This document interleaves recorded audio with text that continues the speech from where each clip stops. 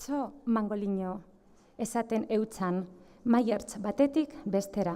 Garrerdigo gizon lodikode batek bere lagun bati. Non ikusi duzue zuek sardin zarren txalopea? Guk inun bez, azkenean behintzat. Goizean geure atzetik urten daukalara, baina tretxak botatzen gogozan bitartean, aizeko aldetik joan eta dan dinoe.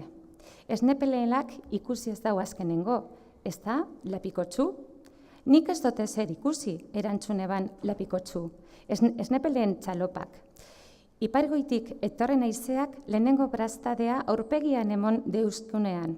Ala mutilak deadaregin dau, atzekoak eta hasi gara. Baina ez dugu ezertarako astirik izan. Itsaso guztia itxi dau berehala, eta hor etorri garagu. Oker, jaingoikoak dakizelan. Tretxak itsasoan gelditu jakuz. Ara hor gure aurtengo irabaziak. Biziagaz etorri garenean pozik eta antiguako amari eskerrak. Bai, bizia da lehenengoa, jarraitu eban lehenengo berbetan hasi zanak. Gu hemen gagoz, ez du ibilita badabe, baina sardinzarrek zer egin daben ez dakigu. Getaria edo Donostia hartu espadau joan zana.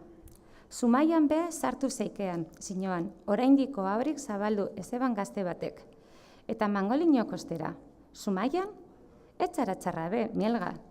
Ezaguntozu askotan izan etxerean abertan. Ona da olango ekatzagaz Zumaiako sarrera. Honez gero ba, inun sartuz balitz, albisteak etorri behar eban. Areike, ondo ibiltekotan, ordubietarako, iruretarako jo behar eben legorra.